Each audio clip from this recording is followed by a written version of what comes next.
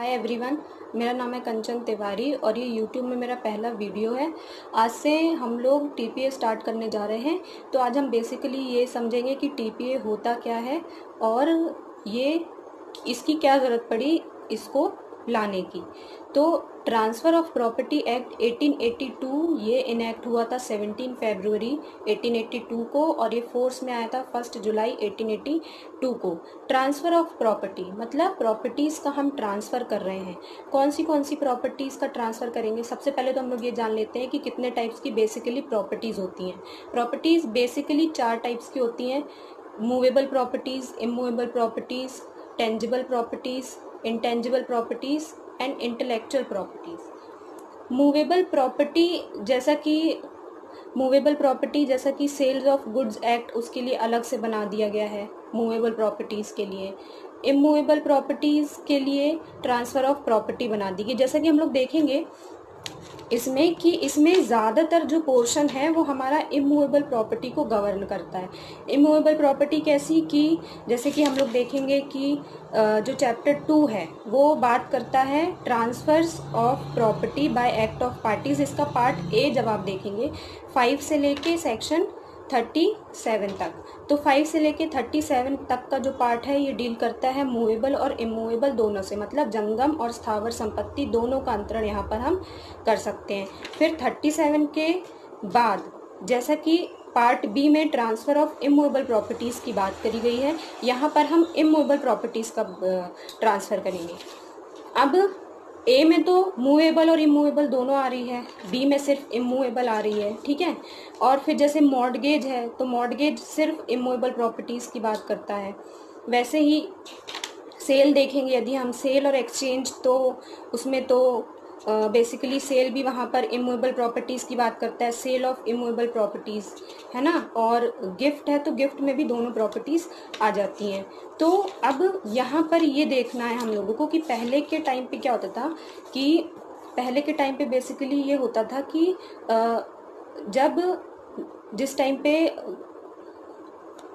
पहले इन लोगों ने सेल के लिए तो इन लोगों ने स्पेसिफिक प्रॉपर्टी का ट्रांसफ़र करने के लिए सेल्स ऑफ गुड्स एक्ट तो बना ही दिया था, पर जो transfer of property basically deals with immovable property, तो उसका ट्रांसफ़र के लिए इन लोगों ने कोई भी ऐसा पर्टिकुलर एक्ट नहीं बनाया था, जिसकी वजह से इन लोगों को ट्रांसफ़र ऑफ प्रॉपर्टी एक्ट लाने की बहुत ज़्यादा ज़रूरत थी। जब पहले के टाइम पे क्या होता था कि जो एंग्लो इंडियन कोर्ट्स होती थी, तो एंग्लो इंडियन जो कोर्ट्स होती थी उस टाइम पे ये लोग बेसिकली जस्टिस, गुड कंसाइंस या इक्विटी के बेसिस पर ही अपने जजमेंट्स देते थे।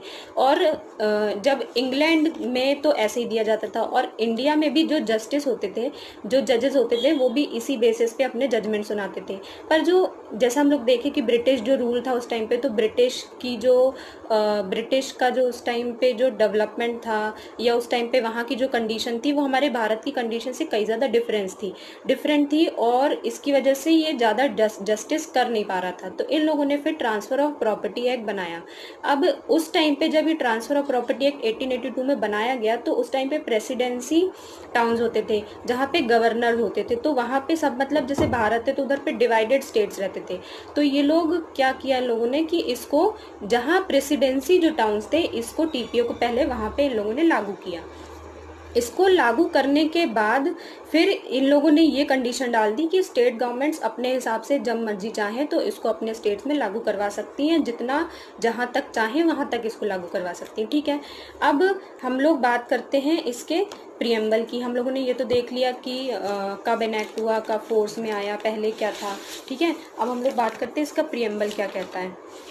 तो अब यदि आप लोग जैसा अपना बैरक निकालेंगे तो उसमें इन लोगों ने क्या बोला है, an act to amend the law relating to the transfer of property by act of parties. An act to amend the law मतलब कि ये लोग कुछ पार्ट्स को अमेंड कर रहे हैं और इसको फिर इधर पे ट्रांसफ़र ऑफ प्रॉपर्टी में डाला गया है। और कैसे? बाय एक्ट ऑफ पार्टीज, मतलब बाय एक्ट ऑफ पार्टीज। अब देखिए हम एक और बात करते हैं कि ट्रांसफ़र ऑफ प्रॉपर्टी का अंतरण कैसे किया जा सकता है। बेसिकली 2 काइंड्स होते हैं उसके। पहला तो होता है बाय एक्ट ऑफ पार्टीज और दूसरा होता है बाय ऑपरेशन ऑफ लॉ।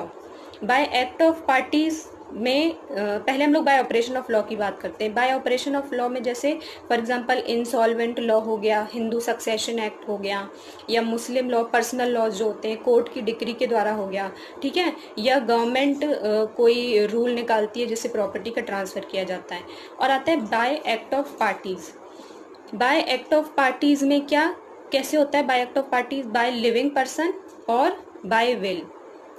तो बेसिकली जो टीपीए है वो गवर्न करती है बाय लिविंग पर्सन, मतलब इसको हम लोग ये भी बोलते हैं the transfer between the living person. इसको हम लोग बोलते हैं लैटिन वर्ड में इंटर विवोस, जो ट्रांसफर किया जाता है मतलब जीवित व्यक्ति से जीवित व्यक्ति को ही संपत्ति का अंतरण किया जाएगा, ठीक है। डेड पर्सन के थ्रू कैसे होती है? Through will. अब विल क्या होती है? मैंने तो जैसे फॉर एग्जांपल मैंने अभी विल लिख दी, मेरे विल लिखने के बाद प्रॉपर्टी का ट्रांसफर कब होगा? मेरे मरने के बाद, मतलब मैं जब मतलब मेरी जब डेथ हो जाएगी उसके बाद प्रॉपर्टी का ट्रांसफ़र होगा, ठीक है। तो इसको टीपीए गवर्न नहीं करती है, ये केवल गवर्न करती है बाय एक्ट ऑफ पार्टीज़, मतलब लिविंग पर्सन जो होंगे वो अपनी प्रॉपर्टीज़ का ट्रांसफ़र करेंगे, ठीक है।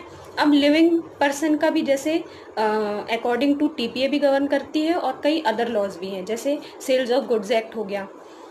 तो टीपीए में कैसे sale, mortgages, lease, gift, actionable claim, ये सारी जो प्रॉपर्टीज़ का ट्रांसफ़र है ये टीपीए इनको गवर्न करती है, ठीक है।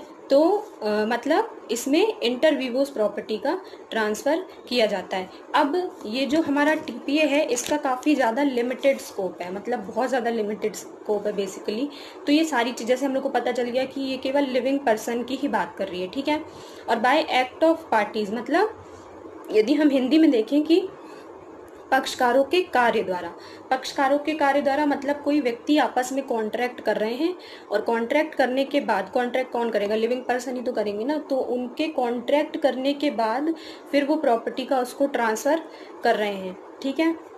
तो अब जैसे प्रियम्बल हम इसका देखेंगे, whereas it is expedient to define and amend certain parts of the law relating to the transfer of property by act of parties, it is hereby enacted as follows. मतलब amend कर रहे हैं कुछ parts को, जैसे कि हम लोग को पता चल गया बहुत ज़्यादा लिमिटेड है। लिमिटेड इसका टेरिटोरियल जुरिस्डिक्शन को भी लेकर है, पूरे भारत में यह भी लागू नहीं है, ठीक है।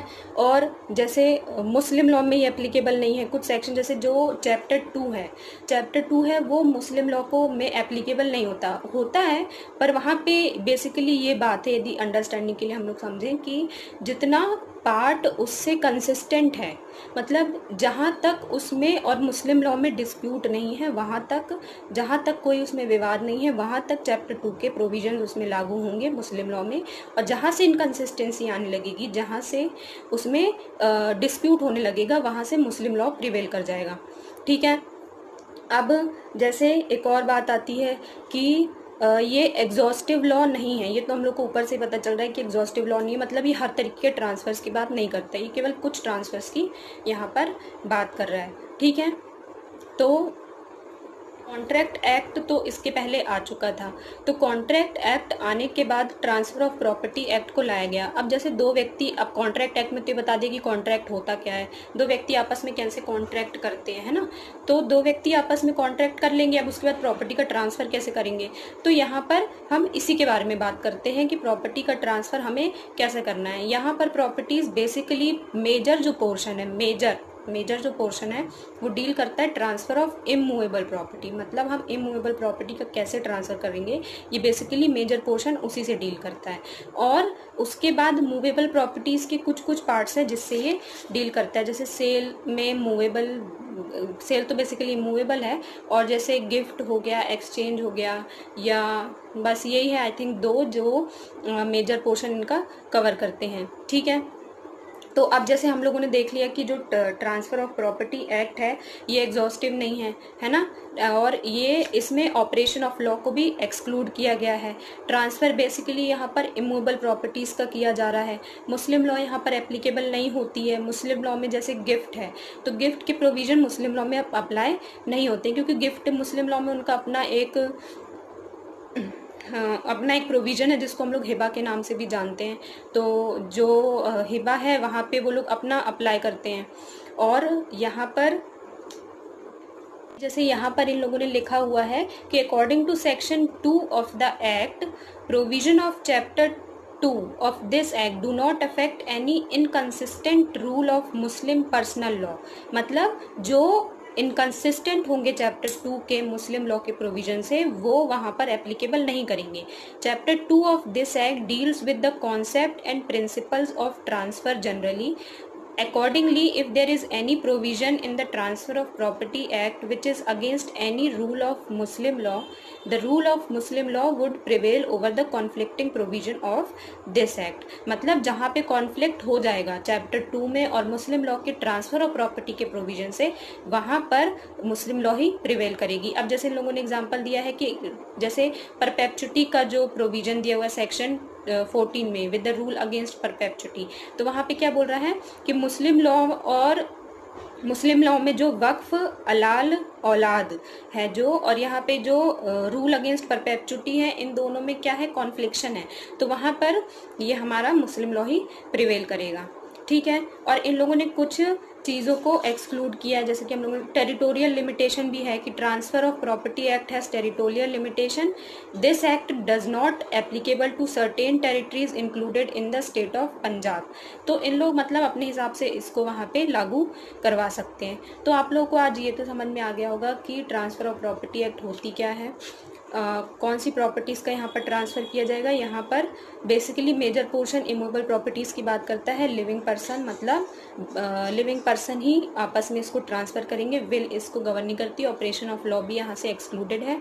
ये केवल कुछ पोर्शंस की बात करता है। अब इसके आगे हम लोग धीरे धीरे बढ़ेंगे। अब इसके बाद हम लोग देखेंगे सेक्शन 1 क्या होता है, सेक्शन 2, सेक्शन 3, सेक्शन 4, इसके बाद हम इसके मेन प्रोविजंस पर आएंगे। यदि आप लोगों को मेरा वीडियो पसंद आया है तो प्लीज़ इसे लाइक करें, शेयर करें और सब्सक्राइब करना ना भूलें। Thank you.